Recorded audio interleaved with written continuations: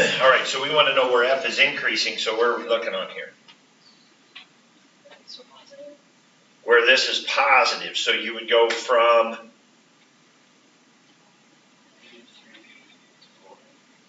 -3 to 4, and what about where it hits here? Are you worried about that at all?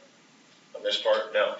Because it's really what you're looking for is greater than or equal to 0. So it's positive. What do you got going on right there? On F, there's a flat spot, right? F is increasing, then 0 slope, then increasing again. So it's a flat spot. So you actually do not want to leave out the 3. You want to go -3 to 4. F is decreasing, then that'd be in the other spots, right? So -4 to -3, and then that's it, right? Okay.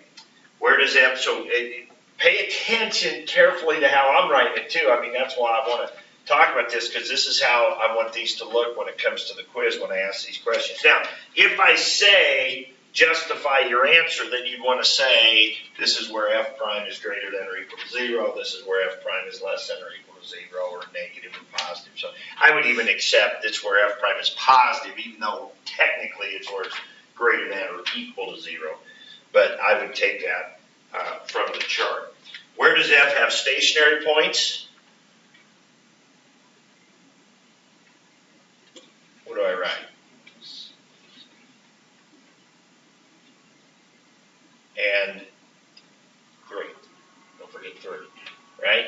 So x has a stationary point, and I want it written like that, right? I don't want a ordered pair. I don't want 3, 0. That's not a point. That's a point on f prime. That's not a point on f, right? I want those x values. Where does f, but you can see how you could get in trouble here. You know, I talked on the quiz, if this seems easy, you're getting the chart connections, that's a good thing. You know, but all of a sudden, if you get off track thinking backwards like this was the F graph or something, you know, then all of a sudden it makes a lot of these hard. So you really just got to make sure you're on the right thing. And then, of course, all we got to do is look back at the chart, right? Stationary point of F is where F prime is 0, which on a graph, of course, is where it hits the x-axis. All right? Where does F have local max?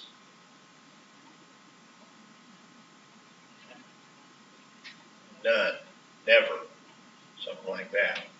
There are no local max points. Local minimum, right there, where this goes negative to positive, then this is positive, and then stays positive, right? That's why we have a flat spot there, just like we're doing that matching thing. When this goes negative to positive f prime, that means f is decreasing, then increasing. That's a local minimum. Is f concave up at x equals 2? What do you got? No, because f prime is decreasing. So therefore, f is concave down, not concave up. So that one definitely said justify your answer. If you just said f prime is decreasing, that's good enough. Okay, 43, where does f have points of inflection? At right here and right there at -1 and at 3, right? Because f prime is increasing then decreasing. So if we look at the chart, when f prime is increasing then decreasing, f is changing concavity, or vice versa. When this is decreasing to increasing, this is changing concavity. Okay, and find the equation. Oh gosh, here's those questions again. All right. Y equals x plus 3 plus 2, right? They give us a point, and then we need the slope at -3. Right here, what's the slope? 0, right? That y value, that's all we need. There you go, good enough. Now that would simplify to y equals 2, but, right? And we said that was a local minimum. We said this point would be a local minimum, so it should have a horizontal line for its tangent line. Okay, and the other one, you would have y equals, and this is at 1, so at 1 the slope is 2, so that would be 2x minus 1 plus 3, and there's your tangent. That easy. All you need is a point and a slope. They give you the f prime graph, so they've given you all the slopes, right? They're all right there. Okay? All right. What's the next one here? I guess we're on to the next page, aren't we? All right. So I think this is the one for number 14. Now, also pay close attention to this. Now, the difference here is they've told you this is the f graph and not the f prime graph, and then they've told you where some points are. So they told you that this point right here is at 5. No. What did they tell you was at 5, 6? A point of inflection. So they told you there's a point of inflection right here at 5, 6. And they've told you also at 2, so there's a point of inflection right there at 2, okay? And they've told you the stationary points are at 1/2, so this one's at 1/2. This one is at 5/4, and this one is at 5/2, okay? So those are the numbers you should use. So on the quiz, if I give you that, then those are the numbers you have to use.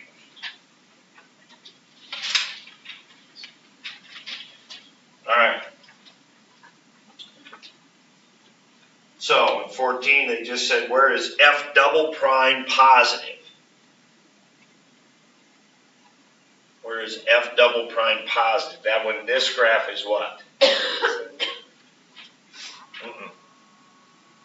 F double prime's positive when this graph is concave up. That would be from 5, 6 to 2. 5, 6 to 2. And then likewise, where is f double prime negative? Remember, the second derivative is all about concavity. F double prime, these don't really mean anything about f over here. It's really just these three right in here. F double prime really only tells us about the concavity of f. So all we really care about when we're going f double prime to f is positive, negative, means concave up, concave down. Okay? All right. And then, so negative would be concave down. And so that would be 0 to 5, 6, and 2 to 3. Okay? And then 0. Where is it 0?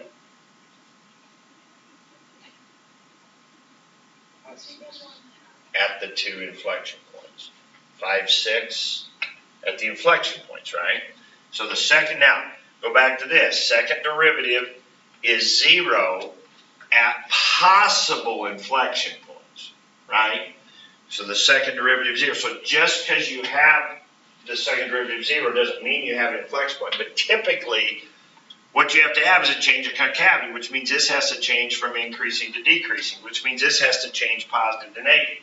Well, that is what's happening here. We do have a nice smooth curve. So if you have a nice smooth curve, you have an inflection point, the second derivative is going to be 0. Okay? Only in some weird situations would it be something else. Kind of like here, usually at local max and mins, the slope is 0, but you could get a sharp point, that kind of thing. So you could get that with inflection points, but typically not. So it's safe to say here that f double prime is 0 at those two places. Okay? All right. Moving on. Here is the graph on 15 through 22. Okay? I think we had to do, the rest of these. So this is G double prime. So we've had one where we had F prime. We've had one where we had F. Now we got one where we have F or G, in this case, G double prime. Where is G concave up? When this graph is? No. G is concave up when G double prime is? G is concave up when G double prime is positive. G double prime is positive. Okay, that's all the way until 3, right? This is positive, stays positive, then this goes positive to negative. So that tells you that we're concave up, still concave up. So here's a place where you do not have an inflection point, right? We just said G double prime 0 is a possible inflection point. If you have an inflection point, a lot of times G double prime is 0. But just because it's 0 doesn't mean you have an inflection point. You have to have a change of concavity. Here we don't. G double prime is positive, stays positive, so G stays concave up. So this is going to be from 0 to 3 that this is going to be concave up. Where is G prime decreasing? Okay, now we bring that in. G prime is this row. It's decreasing when double prime is negative or when G is concave down. So it's kind of like the opposite of question 15, but it's when G double prime is negative. Okay, G double prime is negative from 3 to 4. Okay. Does G have a point of inflection at 1? We just talked about that. No. Since G, and then it says to explain, right? No, because Jenna, what you should say, and this is a lot of you didn't have these explanations. I've known. I mean, a lot of the answers don't mean much, right? But when they do, they do. Justify your answer because G double prime is positive and then stays positive. G double prime will not change, or excuse me, G will not change concavity. You've got to be specific in your wording. You can't say, well, it doesn't change concavity. Well, that's, of course, if something's not inflection points because it doesn't change concavity. Why doesn't this change concavity? It's because G double prime is positive, then stays positive, so therefore G stays concave up and does not change concavity. Don't say it. Since if you say G double prime is positive, stays positive, it doesn't change concavity. That would lose points. Okay? You've got to be specific about what you're talking about. Okay? Is there an inflection point at 3? So anyway, the correct answer was no, and then your justification. Is there one at 3? Yes, and then this one is because, and so this one you say, since G double prime changes from positive to negative, G changes. You might as well get used to this because on the AP test, they're very specific about this. Whenever you're doing, and we might as well talk about it right now, whenever you're changing one of these two columns here, whenever you're doing, on this column we change for a local max min, first derivative test. Okay, we're checking to see that F is going up, then down we have a local max, vice versa. When you change these two columns, you're checking for an inflection point that you've changed concavity. Whenever you do one of those two things, you've got to write it out like this. So you would have to say, since G double prime changes, something to this effect, from positive to negative, and it wouldn't hurt to write those words out, but I would accept this, then G changes from concave up to concave down. Now, if I was taking the AP test, I think I'd write out those words, right, instead of assume that they knew what that means. But, so you need to have that. You need to have that comparison from G double prime to G, okay, when you're showing what's going on there. Okay, rank these 4 numbers in order. So G prime, now remember, this is the G double prime graph, okay? So G prime of 0, G prime of 1, G prime of 2, and G prime of 3, okay? So what would we know about G prime? What does G double prime tell us about G prime? No, that's what G double prime tells us about G. What does G double prime tell us about G prime? Which is what? It's increasing. Okay, but what's the word? Starts with an S. The slope. G double prime is the slopes of G prime, right? So what is going on? What did we say? We said this. Well, no, we didn't either. We kind of said it in 16, and they wanted to know where G prime was decreasing, right? And we said that's when G double prime is negative, right? On this one. Well, G double prime is positive all the way until 3, right? What's that tell you about G prime? It's increasing the whole time, right? G prime is increasing the whole time since G double prime is positive. Go to the chart right here. Here's G prime, here's G double prime. So whenever G double prime is positive, G prime is going up. So if we were going to draw the G prime graph, it would keep going up all the way. So aren't they already in order? Aren't they already in order? G prime of 0, doesn't it have to be littler than G prime of 1? Which has to be littler than G prime of 2? Which has to be littler than G prime of 3? Right? So this is increasing order. Okay, and that's the reason. All right? That we don't know what they are. We don't know what those numbers are. But if we were going to draw it, now remember when we did this the other day? We have the F prime graph and then we drew the F graph. Remember that? We have the F prime graph, we drew the F graph. Wouldn't this be the same thing?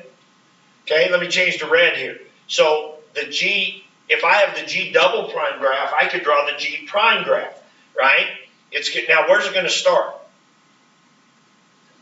We don't know, right? But I do know G double prime is positive all the way here, so G prime is going to be increasing, so I'm going to start it down here. So, now what do I know? I'm just looking at these Y values now, because these are the slopes of G prime. It didn't tell me to draw this anywhere, but I'm going to do it anyway. It'd be useful. So what do we got? We got positive and getting less positive. So that means the slopes, so that means this graph's going up, but leveling off. Right? And right there I got 0. Then what happens? Keeps going up again, right? Until here. And what's going on there? Now it's a local max on G double prime, but what is it on G prime? It's an inflection point, right? A local max or min on G prime, excuse me, we're doing this connection right here, right? G to G prime is the same as G prime to G double prime, right?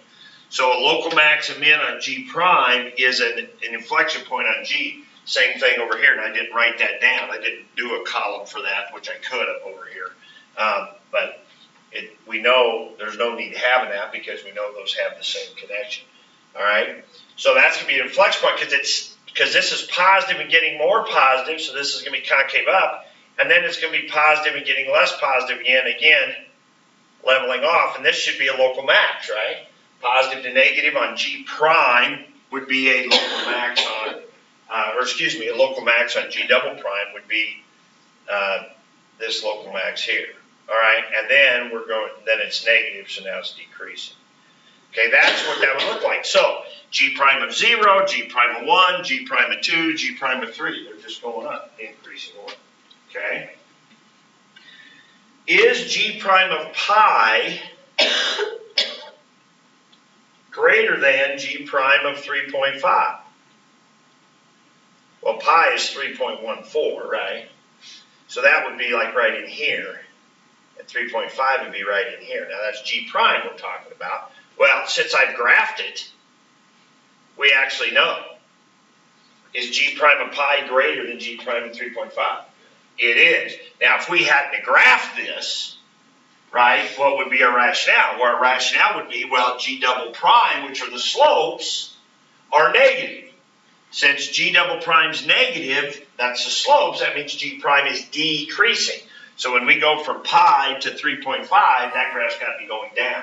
So the one to the left has to be bigger than the one to the right. So if we graphed like the G prime graph on the test, would that be? Well, if you graphed, I think that's more work than you would need to do, although it's okay to do. I think you would need some words though to reference it. I mean, I think I would really highlight those 2 points, probably label them here and show it or something. But I would say, yeah, looking at the graph. And then, of course, since you have the graph, what the heck? Just say between 3.14 and 3.5, the G prime graph is decreasing. So you know what I mean? So again, anytime you're asking, is this enough? It probably means it's not enough, right? You're kind of wondering about it.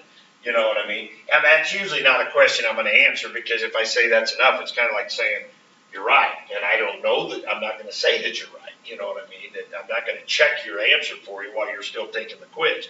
So, you know, anytime somebody asks me, is that enough? I say, well, if you think it's enough, it's enough. I mean, I can't really answer that question, okay? So, without actually grading the question, right, which I'm not gonna do when you're in the middle of your quiz. So, just make sure that you explain it fully, and that it's a correct explanation. All right, suppose that g of 1 is -4, g prime of 1 is -4. Now, so remember when we said when we graphed this g prime graph, right, we didn't know where to start it, but now they actually told us that g prime of 1 is -4, so that my graph, I have it up here. So that means that version would be down here somewhere, right? Okay, but is g decreasing at 3? So, what do you think on that? Suppose g prime of 1 is -4. I know that's an odd one, but somebody want to explain why? See, you said it. G prime, my red graph, the G prime's not decreasing at 3. It's a local max.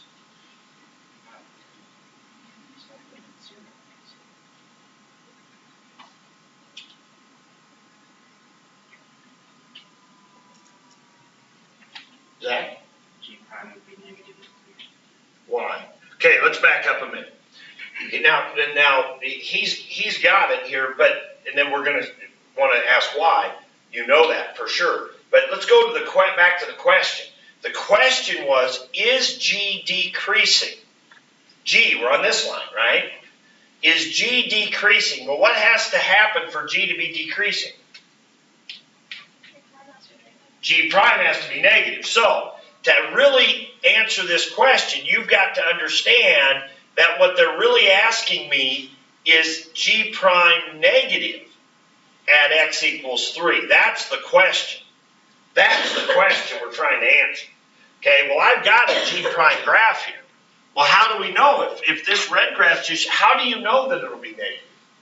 I use the speed limit. Use the G double prime graph never goes above 1, between 1 and 3. So it wouldn't go high enough. That's exactly right. G double prime, this black graph, is what of G prime? The slopes of G prime, right? So if this red graph was down here at -4, way down here, right? Because that's what they told us. They said G prime of 1 is -4. So we're way down here on the G prime graph. Where are we going to be at 3? Are we going to be up here? So G prime will be positive? Or will we still be down here? So G prime will be negative? That's the question. And so he's got it exactly right. When we go over from 1 to 3, how far over is that? How far over is that from 1 to 3? See, this is how much calculus will mess with your head. You can't even answer a question like that. How far is it from 1 to 3? 2. Thank you. Yes, 3 subtract 1 is 2. Okay? Monday morning after a 3-day weekend. So how far is it? We're doing rise over run, right? So you're going to go over 2, right? Well, we're down here at -4, correct? If we're going to get up here and be positive, we got to go up how much? From -4. We got to go up at least 4, right? We're down here at -4. If we're going to go above the x-axis, we got to go up 4, right? Now we're doing a run of 2. So what kind of slope do we need to be able to go up 4? We need a slope of 2, right? Up 4 over 2. We need a slope of 2. Look at this G prime graph between 1 and 3. Between 1 and 3, what's a G prime graph? It's barely up above the x-axis. It's barely 1. So if we go over 2, we're not even going to go up 2. So we're still going to be down here. Okay, now I drew my graph here, started about -1. I didn't go up real high there either. Between here and here, right? That doesn't go up very high at all. But I was just kind of guessing there. I wasn't really paying attention. That absolutely is a speed limit law. Okay? The slopes we know from this graph are in this kind of 0 to 1 range, not even 1. So that means if I go over 2, I'm not even going to go up 2. And if I started down at -4, okay, so I probably, if you want a really good answer to that, you should have had this graph down here is -4. You would be going, okay, I'm going to go over 2. How much am I going to go up? Well, I'm going to go up only about 2 probably, or less than 2. So G prime of 3 is going to be down here, okay? So G prime is going to be negative, therefore G is decreasing at 3. All right. Suppose that F prime and F double prime are continuous from -infinity to infinity. That just means they're nice and smooth, nothing weird going on. They tell you F prime of 2 is -1. Okay, let's go to a new picture here. So this doesn't have anything to do with this other picture. This is its own problem. So here's F prime. They just gave me a point, and this is another speed limit law one, isn't it? Okay, so they're telling me F prime is right there. And F double prime is between 0.1 and 0.5. Well, what did they just tell me there? The slope. Okay? Then they asked me, and that's between 2 and 4, find the upper and lower bounds on F prime of 3. Well, what's that mean? That means we go over 1. What's the most we can go up? 0.5. Right there. What's the least we can go up? 0.1, which is right there.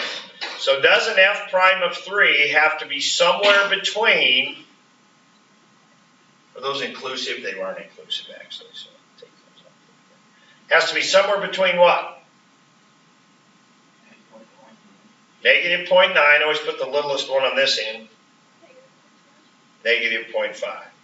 So F prime of 3 has to be somewhere between -0.9 and -0.5. And again, a picture would be pretty good there. A little explanation wouldn't hurt. You know, the most you can go up is 0.1, the 0.5, the least you can go up is 0.1. So it's got to be somewhere in between. F prime of 3 has got to be somewhere. So that's just speed limit law. The only difference is we did an F prime graph and they told you about F double prime, but those are the slopes of F prime. So it's been the same question, what we did back in section 6, we called that F, and then we gave that to you as F prime. All right. And then this section here, you're supposed to match these graphs. We have the second derivative, so this is kind of like that sorting thing that you did. So we got some F's, which are in the left-hand column, and we got some F double primes right here. Okay? Well, I would look at the F double primes, to be honest with you. Okay? For example, this one down here is negative all the time. So what's that mean? You got to have one that's concave down all the time. Isn't that one right there? So B would be Roman numeral 3. Right? Okay? What about this one? If I look at this one, this is negative, positive, negative. What's that tell me about F? Down, up, down. Concave down, concave up, concave down. So that's Roman numeral 1 right there. Okay? This one is 0 the whole time. What's that mean? No concavity. Well, that's this line right here. So that's Roman numeral 2. And then, of course, the one that's left. Look at this. They look the same, don't they? And they actually are. Sometimes that happens. This is positive, then negative, which means you got concave up, then you got concave down. Now, interesting point on that one. F double prime switches from positive to negative. So F switches from concave up to concave down. Is there an inflection point? Can't have an inflection point if there's no point, right? So there's a change of concavity here at x equals 0, but there is not an inflection point at x equals 0 because there's no point on the graph. It's undefined at x equals 0. Okay, so that was a little bit of that kind of thing. And then let's go down to 32 and 33. 32 says,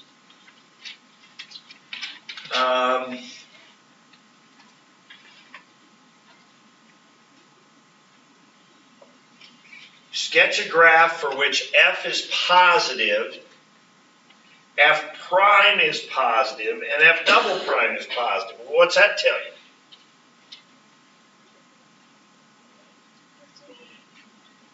F double prime has to be concave up. Well, now wait a minute, and think about what you just said there. Has to be increasing always. You said f double prime has to be concave up. That's not what it said. It said f double prime is positive. F has to be concave F has to be concave up. When f double prime is positive, f has to be concave up. And when f prime is positive, increasing. And then what does it mean that f is positive? It's just above Above the. it.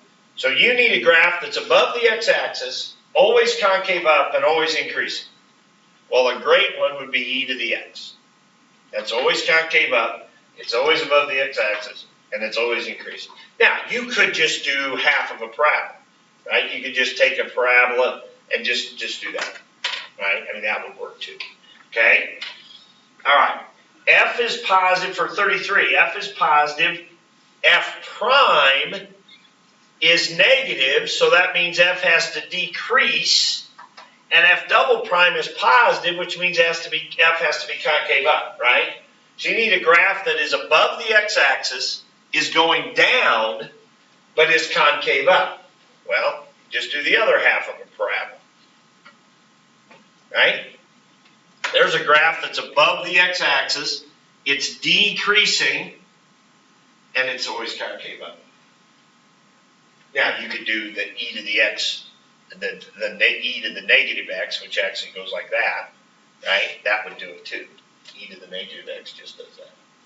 Okay, above the x-axis, f prime's negative, so that means f is decreasing, and f double prime's positive.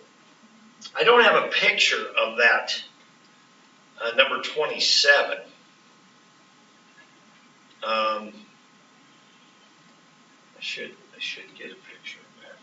So but that was in the back. What was the answer to that on the matching? You had A, B, and C. You probably looked at that. I think it goes B is the F graph, A is F prime, and C is F double prime. Now, what's tricky about that one? Well, no, that's not. No, I was thinking of it differently. It's not that tricky. So Okay. when you explain that, like what kind of things?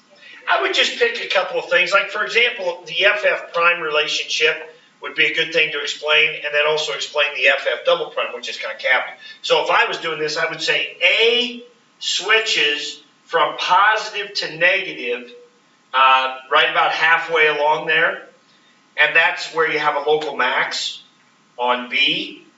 And then when A switches back from negative to positive, you have a local min on A, on B. So, and then when C is negative, A is concave down, or excuse me, B is concave down, you know, and so forth and so on. Or you could say some, to me that's the best way, is do a connection from F prime to F, and then also give me maybe one connection from F double prime to F, which of course is the concavity, and then that's good. And I may not ask you for all three, I might just give you one and tell you one's F prime. You know, one's F prime, one's F double prime, which is what it's in. So you don't have to have a whole book written about it, but, you know, write down a couple of the connections. All right, that was about it, wasn't it? 43, 44, you just had to graph those and look at them. The one, like this red graph here, is e to the negative x. So like on 44, right? On number 44, there's not a whole lot interesting on that, right? If this was, and these were f double prime. So if this was f double prime, it's positive the whole time. So that tells you f is always concave up. Where's f prime decreasing? Well, that'd be whenever f double prime is negative, which this one never is. How many stationary points does f prime have? That's when f prime is 0. Or excuse me, stationary point on f prime is when f double prime is 0. It never is, right? Does f have any inflection points? Well, that's when f double prime changes from positive to negative, which this one never does, you know. I mean, so you don't get much, in the way of what this looks like. Now, and then on E, it says sketch a graph of f prime. Well, okay, if these are the slopes, these are positive and getting less positive, right? So what kind of picture are you gonna have on this one? It's gonna be something like this right here. That would be your F prime graph or something like that. Positive, but getting less positive. Like that. Now it can be shifted anywhere. You can have it anywhere, shifted up and down. Yes? Can we do 43C? 43C. Stationary points does F prime have. So they gave you F double prime. So this, now again, this would be good to know. I probably, on this quiz, I would probably give this to you on a calculator one, but starting with the next quiz, there's no reason I would have to give you this on a calculator one. This is going to be a cubic. It's going to cross at -1. Now let's talk about this a minute. That's going to cross again at 2. Now, you know that F double prime is going to hit 0 at those places. Now, you also know it's a cubic, right? If we FOIL that out, it would be a cubic, right? Now, whenever you have this, this is called, back in algebra class, this was called a double root. When you have this like squared like this, that's when a graph bounces off the axis, when you have that double root. So what's going to happen, and this is just a normal x cubed, and remember, a normal x cubed, the tails go like this. So what you have happening is a graph that's going to come up, it's going to bounce, it's going to come down, and it's going to have a minimum down, it's going to have a minimum, and it's going to come up again through there. I don't know exactly how far this is going to drop down below here, but I know that's what it's going to look like. It's going to bounce. So if I didn't have a calculator, I still should be able to do this. Now, I'm not going to make you do that today, but I'm just fair warning. You know, if something like this came up on a no calculator, we would want to know that. Okay, so now you said C. How many stationary points does F prime have? That's when F double prime equals 0. That's here and here, right? F prime has stationary points when F double prime is 0, which is here and here, okay?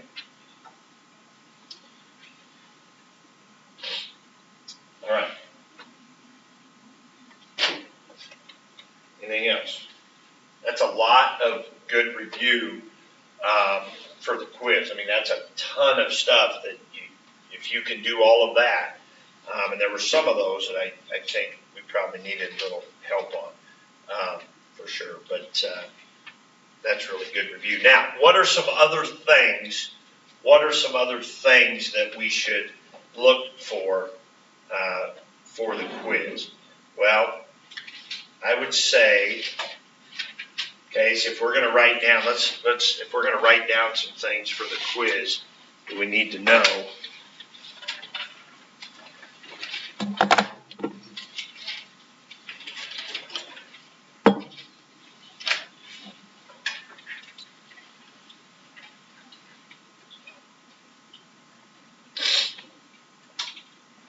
I would start right here. So in section 4,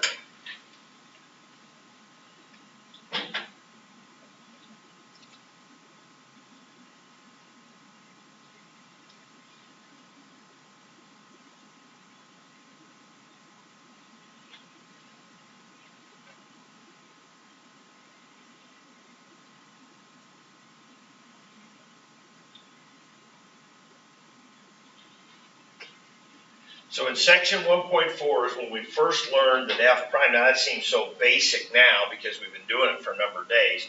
So we just learned that F prime means the slope at a point or instantaneous rate of change. And those are, interchangeable depending on the problem you're talking about. We've been doing a lot with slope, right? Most of our discussion today has been about slope because we've been looking at these graphs and stuff.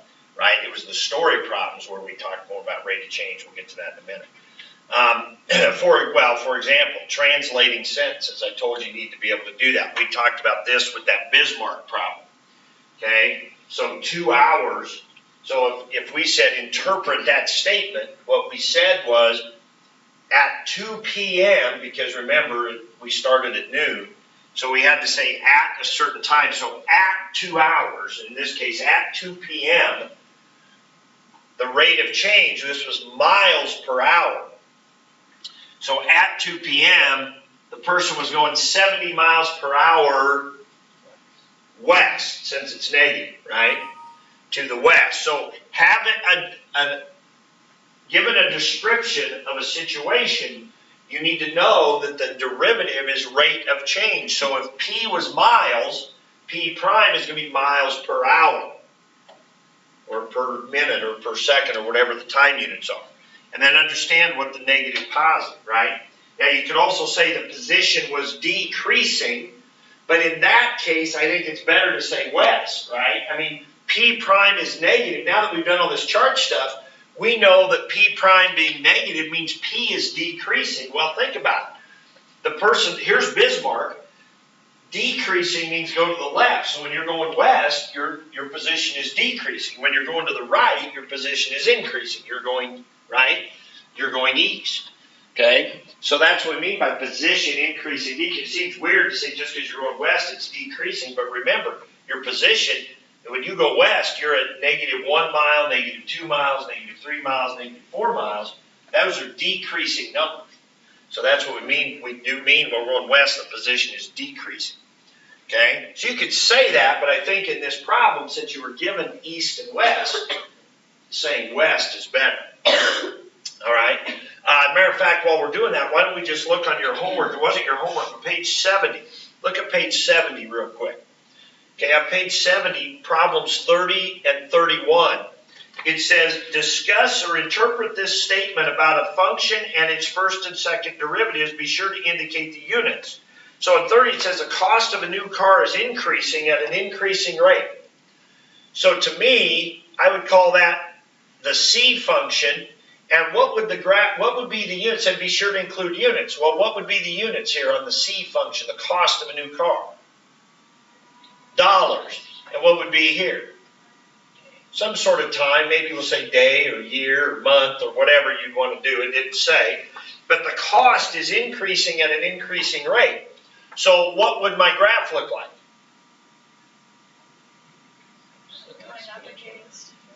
Going up and getting steeper. Increasing at an increasing rate means concave up, right? So be able to talk about that. Now what would C prime, and remember we did those problems where we had to draw then like a C prime graph? What would be the units on C prime?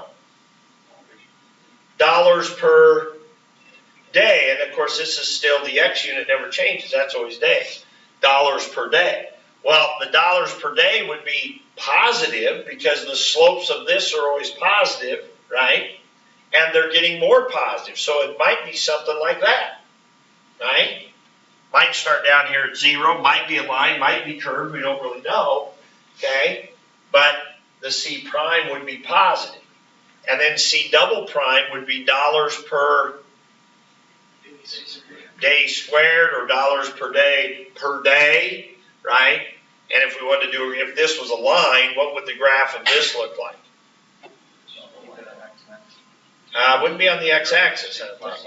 It'd just be a horizontal line here, right? Positive be these slopes. These slopes are like slope here is 2, 2, 2, 2, 2. So we'd want to plot our y value 2, 2, 2, 2, like that, right? And of course it matches up like think of our matching. This is positive all the time. This is concave up all the time, whatever. But be able to interpret, be able to understand that if I got a C function that's dollars, the C prime is dollars per day. C double prime is that sort of thing. The child's temperature is still rising, but the penicillin seems to be taking effect. Well, that might be something like that, right? We had that example in an earlier problem. The temperature's going up, but it's starting to level off because of the medicine or whatever. But to be able to do units and translate these sentences and talk about, okay? We had that one with the daylight, right? The hours of daylight. If it was positive, that meant the days were getting longer. The hours were increasing. If it was negative, it'd be decreasing, that kind of thing. So that was translating sentences. The speed limit law, of course, we had some nice examples of that. Zach filled us in on that one. Here's, and there were a couple in your homework, 40 and 41. That was at hours per day, if you want to look back at those. I think you've got some in the review questions I have for you today as well. There's some speed limit laws, some new speed limit law questions in today's homework as well. But back on page 45, those were some speed limit law questions, which again, we were talking about today. You know, if you know something about the slope, tells you how much, if you go over this far, you can only go up or down so much. Tells you about where you would be on that graph. Okay, the height of an object, this was on page, where was that at? That was on page, that was number 54 on page, let me see, I know I wrote that down here. Page 46, okay? And that was that problem of, you know, you throw the ball up, it's got an initial velocity here, right? Again, it's just giving an example to a derivative kind of situation. Okay, so you could graph those, you could do whatever. If you want to know the velocity of the ball at a certain height, put in the time. If you want to know the height, you put the time in. If you want to know when the ball gets to its peak, you did what? What happens when the ball gets to its peak? The velocity is zero. Well, now we really understand that, right? Because we know if you want to know when the height function is at this, that's a local max. That's when the derivative is zero, right? That's where a local max is when the derivative is zero. So you set the derivative equal to zero. Well, in this case, that's because the ball stopped. Doesn't have any velocity. So you set that equal to zero, you solve it, and you can plug that in. So that was one to review. I'm not sure there's any of those on today's review problem, so that would be one you could go back and look over. Okay, now section 5, there'll be a little bit of this. We haven't done any of this for a little while, but there's two different types of zooming. Okay, here's one, here's two right here. Zooming, one way of zooming is you just estimate, right? You just estimate your tangent line with a little slope triangle. So you'll probably have some of that where they give you an F graph and they say estimate F prime of 2. And so you go on there and you just sketch and you figure out your slope. And if you have an equation, this would be more of a calculator problem, obviously. This would be a calculator problem here. Now, the calculator part of this is going to be very minimal. I'll give you the calculator part of the quiz first tomorrow, and it's probably out of 40-some points, it's probably only 6 or 7 of the 40-some points. You think about today's homework, we didn't need a calculator for anything. All this chart stuff and everything, right? We don't need calculators for that, okay? So kind of like on that height problem, right? I might want to say, well, estimate the velocity at 3 seconds, right? Estimate the velocity, well, of course, that'd be kind of, well, I might say I want you to show your work, right? Now, because you could just plug into that velocity equation, the derivative equation, but you could also take your height equation and do a slope calculation for you, right? And that would be the rate of change. The slope of F, pick 2 points really close on F, and you could calculate it. So just do something like that and calculate. Now, it would say show your work, so I want to see this on your paper, right? I want to see this F of B minus F of A. I want to see that slope calculation on it. Okay? All right. So those are the things, those are a few of the things from those first couple sections that we've done a little bit of here. And then, of course, a lot of the quiz is going to be the chart. I mean, there's not much for me to say on 1.6 and 1.7. Just think about all the homework problems we did. I can't write down all the things we did, all those interrelationships between the charts. So probably want to practice writing out the chart. There you do the calculator part first. You have to hand in the calculator part and then do the no calculator part. Okay, now I will probably, if you just get stuck on one of the calculator questions, because they let you do this on the AP test, on the difference is I'll let you put your calculator, but I'll let you use it. On the AP test, you do the calculator part first, like on the free response, and you get so many minutes. Okay, you get like 2 questions, you get 30 minutes for the calculator part. And then when those 30 minutes are up, you have to put your calculator away. And then they hand you the no calculator part. And you get an hour. Now you can still go back and work on the calculator part, you just can't get your calculator out after those 30 minutes. So what I do instead is something similar to that. We're going to do the calculator part, you have your calculator out, whatever. When you're done with the calculator part, you can either hand it in, put your calculator away, come get the no calculator part. Or if you're like, gosh, I'm kinda stuck here on this one, but I don't wanna waste a bunch of time on it, so I'm gonna put it aside. So I'll let you put it on the floor and your calculator on the floor face down, and then, work on the no calculator part. But you have to hand in the no calculator part, finish it, and hand it in before you can then pick up and go back to your calculator part. But you can still use your calculator when you go back to it. Okay?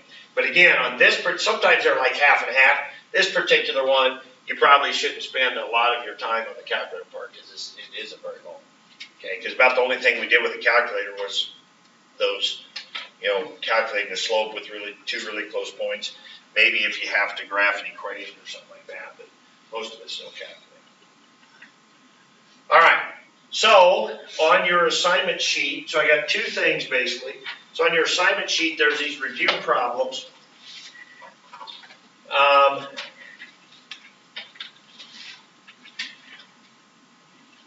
Now, the bold are really the ones that have more to do with the quiz. Those are ones I went and picked out that would be, related to the quiz. The other ones aren't bad problems. They're just probably not what the quiz is about necessarily. They're stuff from earlier in the chapter and stuff you should know. But if you just want to focus on the bold problems, now 25 would be an example of a calculator one. 25 is about the only one on here where I would say, you can use your calculator on that. There's some speed limit law ones. I think 28 through 33 is a speed limit law section. I think 41, part of 41 through 51, I think, is a speed limit law section. So you can do some stuff on that. And then there is an optional Desmos. I've got another Desmos if you want to do it. And if you want to, if you do work on it, you want me to, like if you work on it tonight, you want to email me and say, hey, did I get it right or whatever, you can. And that is, of course, you always go to student.desmos.com, and that code is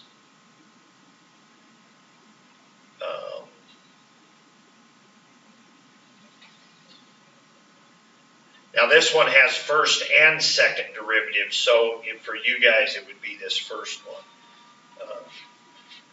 Q3FKG. Q3FKG.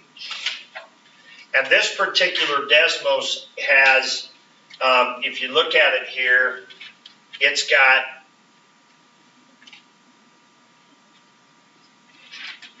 a, oh, come on, where did I see it? Oh, here we go. So the red graphs are F, the blue graphs are F prime, and the black graphs are F double prime. So you put three cards together, okay? So you put an F with an F prime with its F double prime.